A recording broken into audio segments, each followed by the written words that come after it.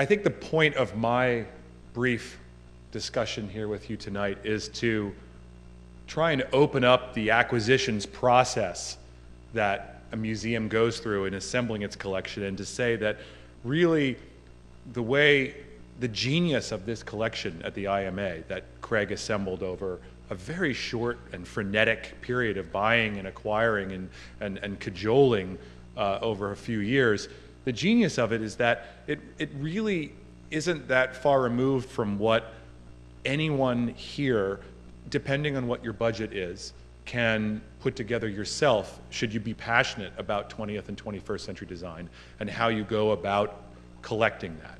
And this might be, you know, the one great spot in any museum where you can walk in and you can look around and you can actually envision doing it yourself in your own way.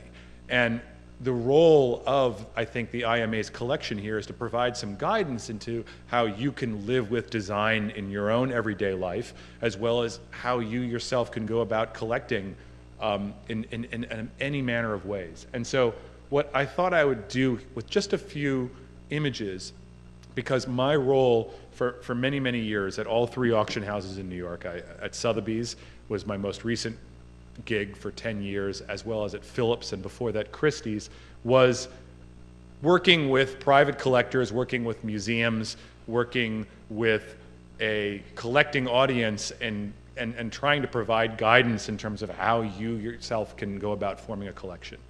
And I'm starting here with one of the most famous works of American design of the 20th century as an object lesson in how accessible it still is to all of us out there. And just because it has been, at this point, recognized by numerous museums around the country as something worthy of being included in a permanent collection doesn't mean that you yourself can't go out there and do the same thing. This is Russell Wright's American Modern Dinnerware, which was originally designed in 1937. And in the context of the wing that is opening up tonight, this is just outside of it because it's right before World War II. And when you walk into the galleries tonight, you will see other examples of mid-century dinnerware from just after the war on the right-hand side when you walk in there, including another very similar related group of Russell Wright dinnerware produced by Iroquois that was done in like 1947, 1948. So this, in a sense, from the ordering of how it would appear in the museum, would be actually in one of the other decorative arts rooms, perhaps with the American modernism that's on loan to the museum from George Kravis. This group here that you're looking at is actually in the collection of the Metropolitan Museum of Art. It was donated by John Waddell in around 1999, 2000, at the time of an American modern exhibition that was held at that museum. And it's kind of hard to imagine, but this, which is probably the best-selling dinnerware of the 20th century, which was made by the millions by Steubenville Pottery in East Liverpool, Ohio, and was in production for a good solid 15, 20 years, starting in the late 30s, changing in colors, adapting to people's tastes, adapting to industrial supplies of certain pigments during World War II. This ubiquitous dinnerware was in only a handful of museum collections in the late 1990s. If you went to a sampling of the leading 20 museums that had 20th century design collections in, say, 1997, 1998, only probably 25% of those museums had this pattern. And it wasn't really until a combination of exhibitions that started right around the turn of the century, one of which was organized by Charles when he was a curator at Dallas, which was focusing on china and glass of the 20th century, and one which was called American Modern at the Met. Did you start to see museums acquire something that was readily available kind of on the vintage kind of trade market?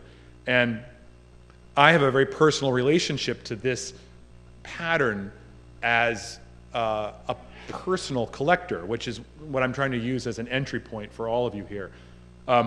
In the 1980s and 1990s, when I first started collecting things, the way to acquire vintage dinnerware was to go to these swap meets that happened in church basements and various, kind of like, small town get-togethers where dinnerware dealers, who were often known as dishies, would get together and buy and sell depression glass, mid-century modern dinnerware like this. And I would find out about these shows by reading the very fine print in the back of the Friday edition of the New York Times, where there's this little antiques classified section. And there was always this one show in Bergen County, New Jersey, held in a church basement that I would go to acquire this stuff. And, well, of course, all of that changed with the advent of eBay. And long before you could actually Google Russell Wright and Google where can you get this stuff, there was this unbelievable kind of point where you could just go onto eBay and kind of find your way into doing things. And so I myself, as a collector who was just starting out working for Christie's in the 90s, started to buy dinnerware like this, putting together, using it, knowing that at $5 for this plate and $20 for that plate, it wasn't the end of the world if it got chipped in the dishwasher. And after these exhibitions, these landmark exhibitions, the one in Dallas, the one in the Met, and at several other places, began to show this material, I was friends with a curator who was putting together a blockbuster show on Art-Deco for the Victoria and Albert Museum. And it was called Art-Deco, and it really was this gigantic survey of Art-Deco, as they called it at the V&A, from every culture and every geography around the world. So there were chapters on America, on Europe, on England, on India. And she was putting together a collection, and she was reaching out to some of the legendary collectors of American modernism to put in that show the pieces that were really hard to find, the unique works, the rare works. And many of these pieces were pieces that had been in the American Modern Show already at the Met. And she said to me, by the way, I'm looking for one of those nifty Russell Wright water pitchers there. Do you think you could help me find one? And now this is a curator at the Victoria and Albert Museum. I mean, this is a museum that I had visited as a kid and had just, always thought was like the be-all and end-all of decorative arts museums. And I said, yeah, I'll get back to you on that. And I went back to my kitchen, and of course I had like 6 of these in different colors. And I didn't want to part with any of them, because I was like, well, I've got one, and that I believe that's chartreuse curry right there, if you get into the colors. And I had chartreuse curry, I had cantaloupe, I had bean brown, which is this, dish in the foreground here. And I went on to eBay, and for $125, now there was no buy it now option in 2001, 2002. You had to kind of go with the auction back then and kind of fight it out. And I remember purchasing for $125 or $130 that very glazed chartreuse curry pitcher. This is totally, I can prove this, because if you go onto the V&A's website, you will see a photograph of another one of these, gift of James Zemaitis. But it was the most unbelievable thrill. Now, I had an inside connection to this curator, but it led me to realize that all of us can work that way. And while time is always a big problem when it comes to assembling collections and putting together specific museum shows, each and every one of us can, in our own way, form a collection, and form a collection that's museum quality. And my American Modern picture is immortalized. It's on permanent view in one of those kind of like dark, looming, galleries that you walk into and the automatic light kicks on in one of the back areas of the V&A that people go in like every 2 to 3 years. But it's there, It really is. Now, on the flip side, if you look at the history of post-war and contemporary design, and you look at where the market has been, obviously it's kind of interesting, because what Russell Wright here and Marc Newson have in common is this kind of organic approach to how they create their works. This is probably the most important, or shall we say the most written about, most discussed object of contemporary design. It's Marc Newson's Lockheed Lounge. And when he created this as a young designer in his 20s in Australia in 1986, 1987, he barely had the money to put this together. And he wasn't even he couldn't even figure out yet how to market it. Do you put it together as a limited edition, which was something that was starting to become something that designers thought about, and market as an art object? How do I actually, how did he actually put this together and get it out there? And well, one thing led to another. It was in a Madonna video. It was in several kind of like up-and-coming exhibitions in the 1980s. And before you knew it, the Lockheed Lounge became the kind of signature moment at, it's like Noguchi's coffee table, which you'll see in the exhibition, for everything that contemporary design is. And it immediately, by the time it became this icon, it vaulted up in popularity and in value, to the point where between the years 1998 and 2006, there wasn't a single example of this lounge, which had been just designed in 1987, available for purchase from anywhere. In the end, Newson did 13 or 14 of them in an edition with a couple proofs and a prototype that has a different shaped feet. And he had sold them throughout the late 80s and early 90s, and there was none available. And museums and collectors started kind of like pounding their fists, like, where can we get one of these? What's it going to take? And at that time, the auction market in New York for post-war and contemporary design was really starting to take off. And objects such as this were almost being marketed as contemporary art, as sculpture, not just as design. And when I was fortunate enough to finally get my hands on one in 1986, and we sold it at auction, and it got a ton of publicity because it was the first one to be on the market in a long time. We sold it for just under $1 million. And 3 years later, Philips found another one, and they sold it for $2 million. And there hasn't been one since. It's been a couple years now since one's been on the market. But I want to point out, and I think that the curators who are here tonight will not shoot me for saying this again in terms of disclosing sometimes the finances that go into acquiring this. There are curators here tonight from the Carnegie Museum of Art in Pittsburgh. And in 1997 or 98, they can correct me later, they did find one of these in that last time that one of these appeared on the market. They were putting together a show on aluminum and design, and they acquired this for something like $10,000 after it had passed, I believe, in an auction in London. So the difference in just 7 or 8 years goes to show it's all about being in the right place at the right time as well. It's not just about, having a ton of money. It's about anticipating what is going to be great. And I think, again, when you walk around tonight, there's so many different ways to approach these things in terms of figuring out, well, what do you like and how do you acquire it? On the flip side, Marc Newson, because of that Lockheed Lounge and because of other projects, has become in many ways the #1 bold-faced name of 20th and 21st century design. I think if you did a poll of everyone, of all of the designers that you would see tonight, and ask people, well, what's the guy that you've heard of the most? I think Newson would come out #1. And that's mostly because of his gigantic kind of brand identity. He does airplanes, he does hotel interiors, he does, watches. I mean, he is a gigantic name. He's now been knighted. And obviously that Lockheed Lounge will no longer be out there for most of us, all of us. There won't be a chance for us to ever afford one of those. It's a moment, and that has now been immortalized, and the Carnegie is the only museum in America that probably will ever have one, unless somebody gets fortunate enough in terms of a donation as the years go by. But look at this piece here. Now, I happen to be a cocktail shaker enthusiast, and I have collected cocktail shakers, both from the American modern period as well as later on.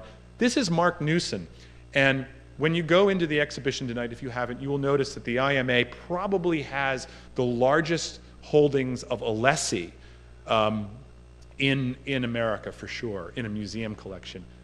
Now this cocktail shaker, which was designed by Newson in 2003, it's called the Cosmo shaker, which I always wondered, I've never had an opportunity to find out, but I always wondered if that's because, you know, cosmopolitans were still the rage in that kind of first, you know, kind of era of discovering cocktails again.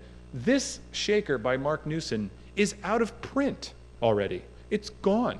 He designed this in 2003. I purchased my copy of it, my example of it, in 2005 for $75 from a design shop in Los Angeles that happened to carry the entire Alessi product line. It's gone. It's not in their catalog anymore. Now, yet, of course, if you go online, you can find these and you can spend $100 for them probably. It's out there. In other words, the objects that make up the design collection sometimes are where you can really put together something special, and for nothing. Again, a good contrast here. Here is one of the great strengths, I think, of the collection here is the furniture by Ron Arad. There is a really wonderfully kind of mini survey of his forms here in our collection with 4 or 5 pieces, and it really shows the range from pieces that he worked on personally to pieces that were mass produced quite successfully. And here, this is a crude photograph, but this is taken from MoMA's show on Ron Arad a couple years ago. This is the chair known as Sit with an exclamation point, and was a series of experimental chairs that Ron built by hand, starting when he was actually kind of going to summer camp, so to speak, at Vitra. But in a kind of summer camp they were running in France in 1990. A chair like this, Arad is much, much more prolific in his kind of making of bespoke furniture and limited edition furniture than, say, Newson is. And so none of Arad's pieces have kind of achieved that, you know, $1 million, $2 million mark. But his works do regularly command 6 figures. I sold an example of this at Sotheby's a few years ago for about $170,000. And it is a shining example of today's designers making work specifically for the art market. And that's what Arad does today with some of the shows that he does. However, back in 1990 when he did this, he wasn't doing that. And something like this was $1,000, $1,500 maybe. He famously had shows of his furniture here in the United States where nobody bought anything and the furniture just ended up being sold for scrap. This is something that actually happened with Studio Yob in Tokyo. They did a show at a department store, Sabone in Tokyo. All of their furniture in 2005 was bought by a single junk shop guy. And when I was there on a trip to Tokyo, I was walking down the street and this used pachinko machine dealer had behind the pachinko machines unique one-off works by Studio Yob that they couldn't afford to ship back to Europe because they hadn't sold them in the first place. These are pieces that are now selling for $100,000 a piece when they do come up in the market. So the opportunities are out there. You just have to think creatively. And on the flip side, if you want to look at Ron Arad from a totally different way, again, look at his cocktail shaker. This is something that is available from Alessi today. It's the Shearing Guido cocktail shaker, which I absolutely love, and you know, it's $125. And you know, it's available right now, but will it be available 5 years from now? The Satsas and Perry King iconic Valentine typewriter. A great market lesson can be learned from this. We have one of these in the museum here. It's on the left. Again, the Satsas collection at the IMA has to be the strongest in America. And this absolute icon of pop design, which was produced in 1969 by Olivetti, is a fixture in museums around the world. This particular image I took from MoMA's website. So this is the one in the collection of MoMA. Now, this weekend at Sotheby's, if you want, there is a charity auction coming up. And charity auctions are a fascinating thing too, because charity auctions are creating moments where you overspend in order to give to the charity of your choice. And you know, objects are placed up Board members of that organization are there to protect those pieces, to make sure that they sell. And the idea is you're raising money for something that you believe in, and along the way you're getting something in return. Now, this Saturday at Sotheby's, my former employer, is an auction called the Red Auction. And that's because the International AIDS Awareness Day is coming up. And the Red Auction is a kind of every other year auction concept that was launched by Bono of U2 in conjunction with several major artists and designers to raise money for global awareness for AIDS in Africa. And it has been a tremendous fundraiser. And there was a huge auction a few years ago at Sotheby's that was organized by Bono and Damien Hirst. And the result was a $65 million raised in one contemporary art evening sale for charity. Now, this particular, because it's called Red, the auction this year was actually curated by Marc Newson and by Johnny Ives of Apple. And they worked together with Bono, and they've created an entire auction where everything is basically red. And it's pieces in red by their favorite designers of the 20th century. And if they can find a piece that's period in red, they had it in the sale. And if there's something that they really liked, but it wasn't available in red, well, they went to the manufacturer or to the designer and had it done in red. So for example, there's a Henning Koppel silver piece produced by George Jensen that's in this sale this Saturday, where the interior is custom done in red. So you're buying a one-off, unique piece there. Well, this weekend, lot 1 in the sale is this Satsas and King typewriter. The estimate is $15,000 to $20,000. And knowing the history of these auctions, 15 to 20, I'm sure. 60, possibly. 90, absolutely. You have an audience here who is there to perform for each other, impress for each other, and it's the big bold-faced names in New York, and it's for a great, great cause. So who knows? I could be wrong, but I expect an astronomical price. However, if you wanted to write a check to that organization within your own budget and also add this piece to your own private collection, you could go to eBay right now.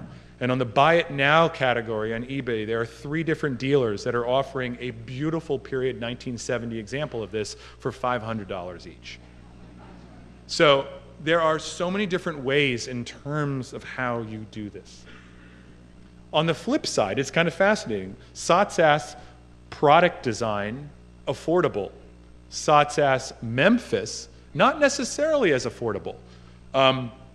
We have a tremendous collection of Satsas and a tremendous collection of postmodernism, and that means we have a great collection of Memphis, the company that was in part formed by Satsas in the early 1980s to market a group of designers who formed as a collective to sell postmodernism in a sense. And here is an icon.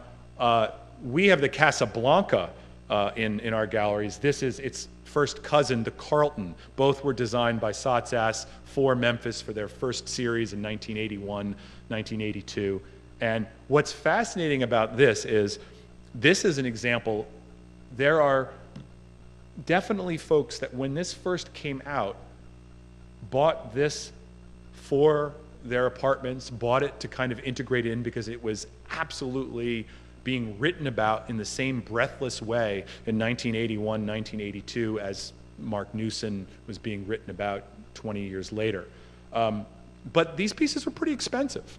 Although just laminate over various plastics and plywood, these things retailed for $10,000, $15,000, $20,000, $25,000 depending on the model that you were buying from Memphis.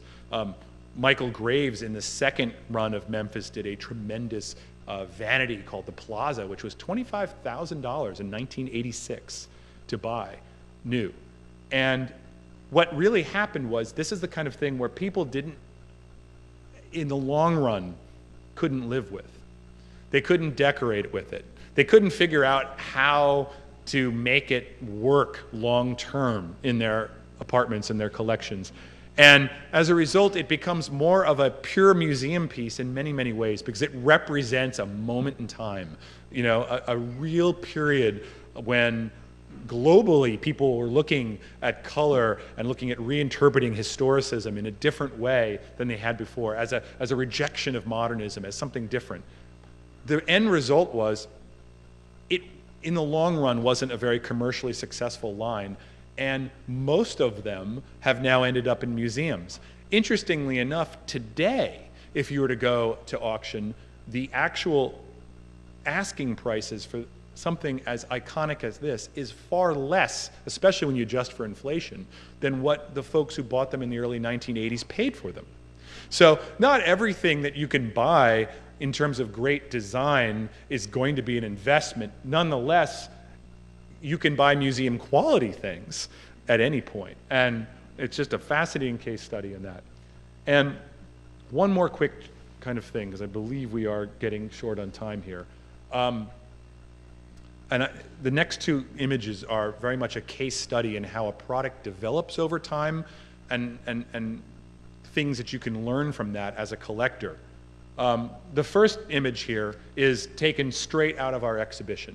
As soon as you enter the gallery, you will see this ESU 400 unit, this ESU 420, produced by Herman Miller, designed by Charles and Ray Eames, and originally in 1950. An absolute icon of mid-century modern modular design. And I've spoken to some of the docents that are here tonight at earlier times about what makes this particular one special from a collector's point of view. And the answer is, this model was only available for 2 years because the legs that are on this model, the first edition, which are zinc-plated angle iron, bent very easily when you moved it across the room. And so they snapped. And so Herman Miller modified the design, and starting in 1953, and made these tubular steel legs that moved in a little bit and anchored the piece and made it much more stable. Today's collectors, of course, are only looking for this one. And it makes sense. They're looking for that kind of original moment. And this kind of goes into that whole kind of additional kind of idea of collecting prototypes versus collecting first edition versus collecting mass modernism. And you have museums out there that focus only on one particular thing. For instance, the Museum of Modern Art is, for the most part, renowned / criticized for only collecting things that are mass production, although they make exceptions to that. And so thus they avoid certain areas of collecting. I think what's great about IMA's collection is that they have things that are readily available out there that you can go out there today and acquire. They have successfully mass-produced things that have fallen out of print. They have mass-produced things that were in print for a year or two, but then were modified in later ways. They have limited edition things that were done in editions of 10 or 12 and maybe far beyond any of our normal budgets. And we're here because of the generosity of the donors. And in tracing this, what I think is especially fascinating is something like this, which was created 60 plus years ago, hasn't stopped evolving. And there are still opportunities if you are a collector and you can't afford the $25,000 or $30,000 that something like this now costs you on the secondary market to acquire, to kind of tap in. So as I mentioned, after this first edition, a second edition of tubular steel legs was in production for quite a long time. Then production ceased altogether. Then in the 1980s, you started having unauthorized reproductions of this done by companies that basically were ripping off Eames and Herman Miller. This was before some of the copyright laws got tightened. Companies like Modernica in the late 80s and early 90s. You'll see those out there on the market. Then things were kind of brought under control, and at the same time, the mid-century modern market created such a fad that a lot more of the original designs were reissued by their original companies. And when they were reissued by their original companies, they were oftentimes reissued in the way that represented their original production, i.e. with that kind of leg, but perhaps strengthened in a secret way so that you could actually live with this iconic design and not worry about it, smacking when you moved it over. Which leaves us to 2013. This is also an ESU. This is designed still by Charles and Ray Eames. But this is a result of a collaboration between Vitra and Hella Jongerius, in that she selected a new color palette to go with these. And at the same time, a new way of looking at these resulted in slightly modified shapes and forms to kind of adapt this unit to today's culture and what we need out of our storage units. And so I have no inside information about, you know, how this is going to be launched, how many of these will be available, how long this will last. Will this be a commercial failure? Will this be a commercial success? But here we have one of the most interesting designers of our time collaborating with the ghosts of mid-century modern and coming up with something new, and something that I dare say I think is extremely, extremely collectible. Thank you.